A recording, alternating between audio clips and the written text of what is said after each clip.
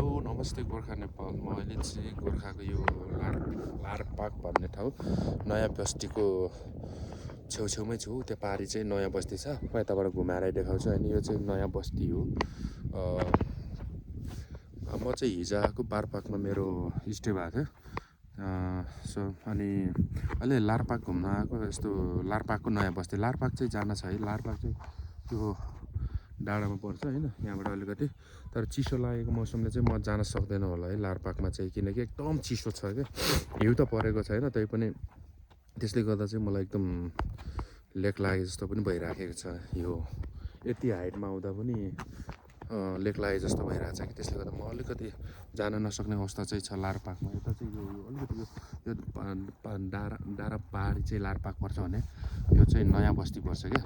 अनि यो अहिले हाम्रो यो केले कुन हाम्रो उसले चाहिँ बनाएको भन्ने कुरो छ होइन, हाम्रै मतवाली जातमा उहाँले बनाएको भन्ने कुरो छ। तर मतवाली त नाम निकालेँ मैले, तर उहाँ गुरुङ मगर राई के हुनुहुन्छ मलाई त्यो एकदम घलै के हुनुहुन्छ एक्ज्याक्टली चाहिँ। मैले एकचोटि न्युज चाहिँ हेरेको थिएँ, तर एकचोटि चाहिँ मलाई थाहा भएन कि मैले त्यो फेरि अटेन्ड गर्नुपर्छ उहाँको लागि।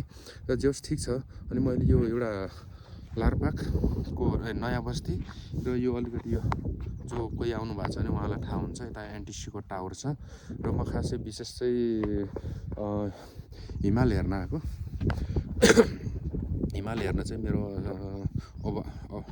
के अरे अलिक ऊ भएन, अभागी जस्तो भयो होइन, अभागी नै भयो।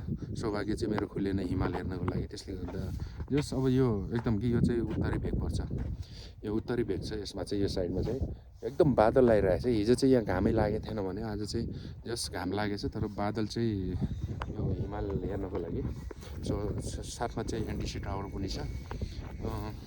हिमालले गर्दा चाहिँ बिहान त अलिअलि देखियो त्यो बारपाकबाट होइन, बारपाकबाट अलिक जोस् हिमाल देखिएको थियो। सो अनि यो नयाँ बस्तीबाट चाहिँ अझै राम्रो भ्यू देखिन्छ भनेर म आएको।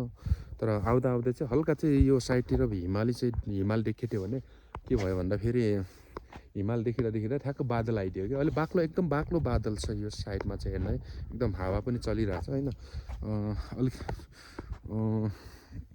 जाडो चाहिँ जाडो छ, अक्सिजन एकदम यति आउँदा पनि मलाई चाहिँ एकदम लेक लागे जस्तो भयो। सायद बिरामी पनि गराएको छ। योभन्दा म चाहिँ अझ उता लारपाक र के भन्छ यो के थाहा छ होइन हुँदै म चाहिँ तल निक्लिन्छु भन्ने, तर एकदम असम्भवको कुरो भयो। त्यसले गर्दा म चाहिँ यहाँबाट फेरि चाहिँ फर्किँदैछु कि यता बारपाक हुँदै फेरि